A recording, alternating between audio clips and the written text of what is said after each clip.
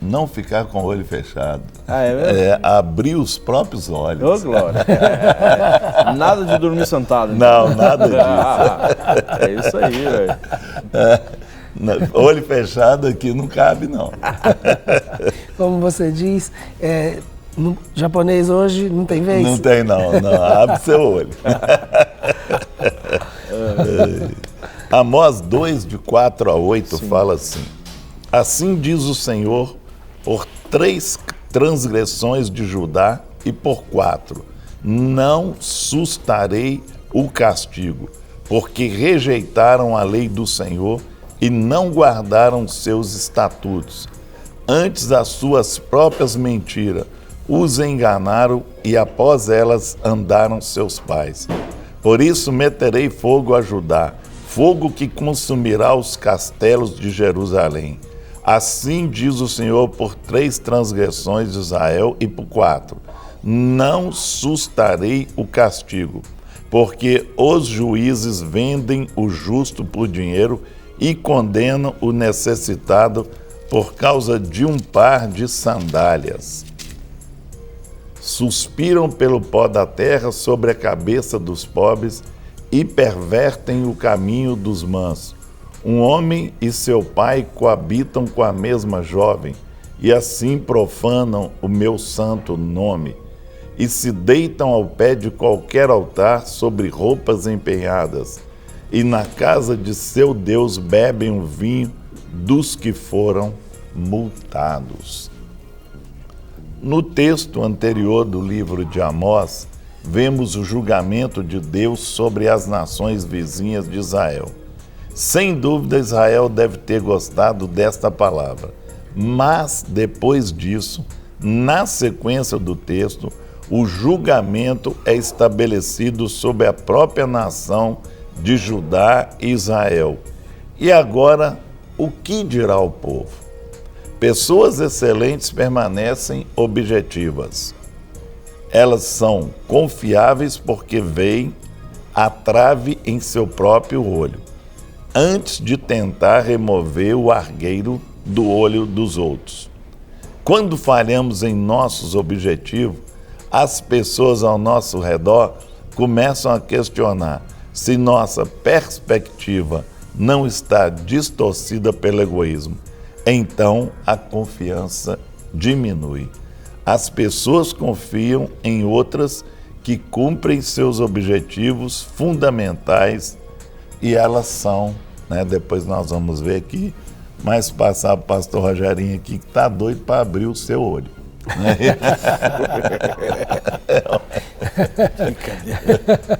Olha, então eu vou abrir o seu olho. O Senhor diz, sim, lá em Apocalipse, no capítulo 3, que Ele é quem vende o bom colírio. Sim. Então não caia, não é? Compre de mim colírio para que veja.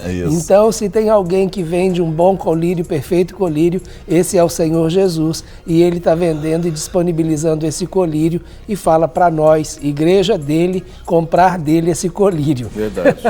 Tem uns vendendo colírio aí, mas dentro vem pimenta. Né? Pimenta no olho dos outros. Pimenta no olho dos outros é refresco. Né?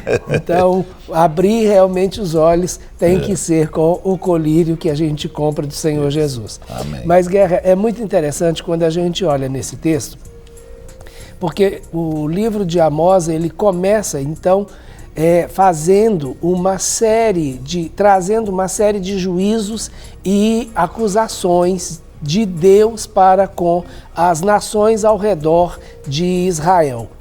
Nesse capítulo, no capítulo 2, ele traz o seu juízo não sobre as nações vizinhas, mas sobre a própria nação de Judá e de Israel. Na sequência, mas ele começa fazendo juízo sobre as nações vizinhas. Então ele traz juízo sobre os moabitas, ele traz juízo sobre os sírios, sobre Tiro, e ele vem sobre Moabe e vai falando aquilo que eles fizeram, que foi diante de Deus, algo que Deus condenou, e aí Deus estabelece um juízo sobre essas nações.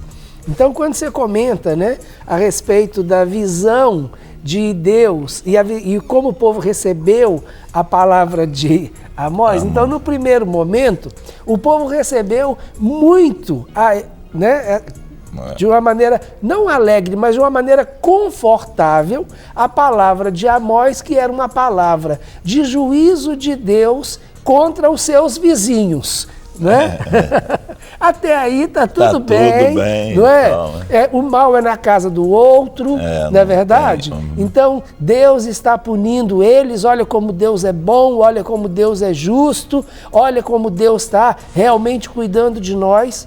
E Deus continua cuidando de nós quando Ele nos mostra os nossos erros também. E é exatamente nesse contexto que nós temos nesse texto a partir do capítulo 2. Deus mostra o que as nações vizinhas do seu povo, tanto de Judá quanto de Israel, tanto do Reino do Norte quanto do Reino do Sul, não é? O que os povos ao seu redor estavam fazendo e que Deus não agradava. Mas Deus não podia limitar a apenas ver aquilo que estava acontecendo ao redor da nação. Ele também teria que mostrar aquilo que estava acontecendo dentro da própria nação e aquilo que ele não estava agradando no comportamento do povo, no comportamento dos juízes, dos sacerdotes e dos líderes. Então, Deus traz essa palavra de exortação para o povo. Aí é que realmente a gente vai ver que pimenta nos olhos dos outros é refresco, como você disse.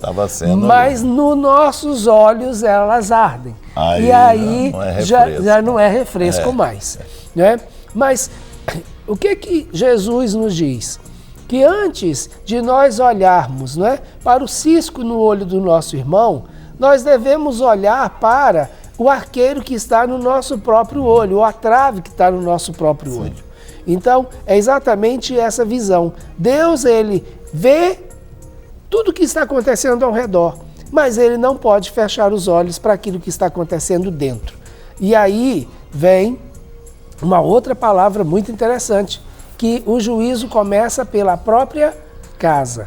Não é? Então, o juízo de Deus, se ele começar por algum lugar, ele vai começar no meio do povo de Deus. Se o juízo de Deus vai começar em algum lugar, ele vai começar dentro da igreja do Senhor. Aliás, então, tem que começar. Não é? Então, aí é que a gente realmente precisa abrir os nossos olhos. E eu, recebendo a responsabilidade que o Guerra me passou, não é? Eu estou dançando para você. Abra os seus olhos e comece a ver exatamente como é que você está e como está dentro da sua casa. Porque os olhos de Deus estão abertos e eles estão sobre você. Amém. Não é? Amém. Então, muitas vezes é fácil e confortável a gente vê o erro dos outros, mas é confrontador, não é? Ver os nossos erros. Mas Deus quer primeiro acertar com a gente. Por quê? É conosco que Ele tem uma aliança. Então Ele quer primeiro resolver com a gente, com quem Ele tem uma aliança. Os outros ele vai tratar depois, com certeza, mas na medida dele, né? Ok. Nós já temos algumas participações, já aqui. Olá, sou do estado do Rio de Janeiro, cidade de Três Rios. Né? Sou da Igreja Batista Peniel. Pastor Rogério. Esse pastor é dos bons, hein? Só pelo nome dele já é gente fina. Manda um abraço para mim, é a Yara, estou assistindo vocês. Ei, Yara, um abração, viu? Deus abençoe você e que você continue a buscá-lo de todo o seu coração. E assim como o pastor Rogerinho já iniciou aqui falando desse tema, né? Que os teus olhos sejam abertos, né? Todos nós. Inclusive nós temos uma participação aqui de uma pessoa falando justamente falando sobre isso, né? Diz assim, ó: a paz do Senhor, percebo que vivo uma farsa. Vou à igreja, tenho um ministério de ensino, mas dentro de mim não mudei nada. Não nasci de novo, sou um lobo em pele de cordeiro. O que eu posso fazer? Não quero mais viver assim. É o DDD 79. Tira a pele de lobo e põe de cordeiro. Muda. E como é que ela faz isso? Se ela já tem essa consciência, você já tem essa consciência, e como o pastor Rogerinho já alertou aqui, para abrir o olho, Então, abra seu olho agora e se torne um cordeiro. Tire essa roupa de lobo, conserta diante do Senhor, não é? Você já entendeu, já discerniu o seu problema, já compreendeu que você está vivendo uma farsa, tá? Inclusive você criou um personagem para viver, que as pessoas devem estar olhando para você e acreditando em você. Tira esse personagem, tira essa pele de lobo e coloca uma pele. Agora, para colocar uma pele de cordeiro, você tem que colocar um coração também, tá? Seu coração também tem que ser trocado. Então mude o coração, que o resto vai mudar automaticamente. O Espírito Santo vai cuidar disso. Mas ele tem que estar no seu coração. Então, minha filha, ó, abra seu olho. Amém. DDD 65, ela diz: por que estou triste, com o coração apertado e com vontade de chorar, se ontem eu estava tão bem? Rogério, infelizmente essa é uma situação que pode ocorrer com qualquer um, não é? A palavra de Deus orienta que basta cada dia o seu mal. E no mundo teremos aflições. E esse mal pode vir até mesmo sem uma razão, não é, consciente ou sem uma razão lógica, não é? Você pode ter tido, por exemplo, algumas situações, mesmo inconscientes, e que te fez levantar com a alma abatida. Agora, uma boa pergunta é a mesma que Davi fez para ele mesmo. Exatamente. Por que estás abatido, ó minha alma? Confia em Deus, não é? Então, esse é o nosso ponto. Podemos ter, né? E há uma coisa bem interessante, porque enquanto nós dormimos, o nosso espírito não dorme. E em determinados momentos, enquanto nós dormimos, nós podemos estar enfrentando situações e até mesmo guerras espirituais. E isso pode gerar... enfrentando guerra. Isso pode gerar um cansaço físico. De repente, você dormiu muito, mas não dormiu bem, mas não lembra de nada, não é? E acorda com cansaço, como se não tivesse dormido às 8 horas, às 7 horas, ou a quantidade de horas que você dormiu. Então, inclusive o pesadelo também leva a isso. Exatamente. Pesadelo. Né? A pessoa pode não lembrar, né, Sim, Guerra? Não lembra, mas houve um desgaste, tanto espiritual quanto emocional, e aí acorda com aquela impressão, né, daquele sonho, daquele desgaste, daquela luta que passou durante a noite. Essa é uma das coisas que, de repente, você pode ter vivido, né? Agora, a melhor coisa para fazer, né, nessa situação é colocar isso diante do Senhor, ir para os pés do Senhor e ter um tempo de adoração e louvor, principalmente adoração. Cante, né? Tem uma expressão que diz, uma expressão secular que diz: quem canta seus males espantam. Então, se isso vale para o mundo, imagine quando quem canta para Deus, não é? Aí não só os seus males espanta, mas espanta o maligno também que está ao nosso derredor, que é uma outra situação que pode nos trazer esse abatimento, que é o que nós chamamos de opressão. De repente você pode estar debaixo de uma atmosfera de opressão maligna. E aí realmente é criar uma atmosfera de louvor e adoração para que essa atmosfera que está sobre você mude completamente e você passa a viver com alegria. Porque a alegria do Senhor é a sua força, em nome de Jesus. Você percebeu, né, Guerra? Hoje ele está animado, não está? Tá, a gente nem entrou em ponto nenhum aqui, ele já engatou a primeira aqui e foi embora. Mas amém, glória a Deus. Vamos lá, Guerra. Então, assim, para animar. Animar, dá uma oportunidade para eu falar mais. Dá corda. Hoje nós temos aqui o termo proteção. Garantir que as pessoas sejam protegidas do mal. Precisamos abrir os olhos, né? Entendeu? Para garantir, para poder dar essa proteção.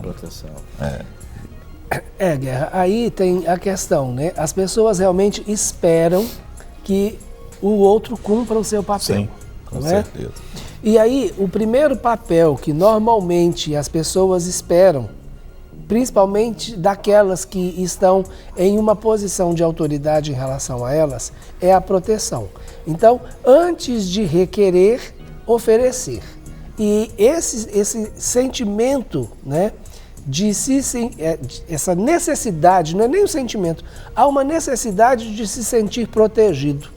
Então, e isso tem até a ver com essa pergunta. Exato. Então, de repente, acha que não está protegido e por isso fica acuado, triste. Então, o sentimento, né, que nós temos quando estamos protegidos é um sentimento que traz paz e que estabelece realmente essa harmonia. Então, quando eu olho para as pessoas e sinto que através daquela situação eu tenho proteção, aí eu posso ficar de uma certa maneira mais confortável. Agora, de onde vem a verdadeira proteção?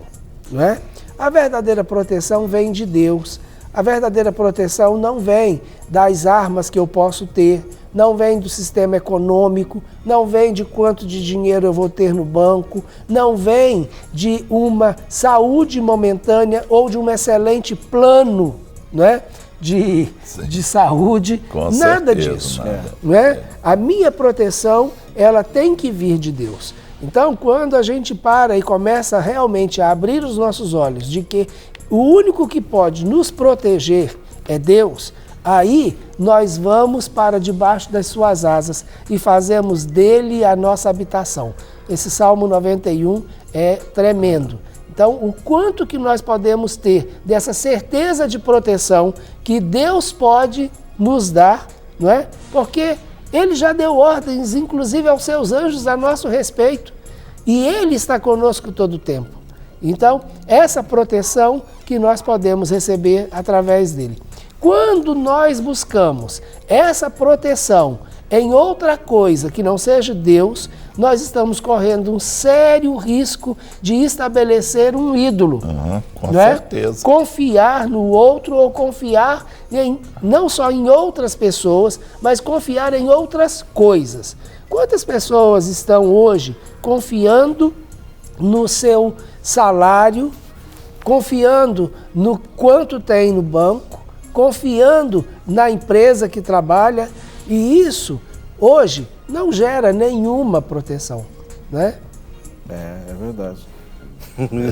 Eu estava olhando aqui uma coisa. Ai, Jesus amado. Temos uma participação aqui. Não se preocupa não, que é assim mesmo, viu? Pastores, é possível alguém dentro de casa, né, ser muito nervoso, falando mentira, não querendo trabalhar, e na igreja tem o cargo de obreiro, ajuda na Santa Ceia e até ganha oportunidades de celebrar o culto, batizado com o Espírito Santo. É possível? Com tanta falsidade, o que pode acontecer? Ou seja, né, dentro de casa é uma coisa, na igreja é outra. Aquela coisa assim todo mundo conhece, né? Ou seja, a esposa quer casar com aquele que está na igreja, né? Mas não quer aquele que está dentro de casa. Está vivendo dois personagens, dois personagens, na igreja, um em casa, né? Ele tem que acabar com esse personagem que está vivendo em casa e trazer o da igreja para dentro de casa. Que é o que ele tem que fazer.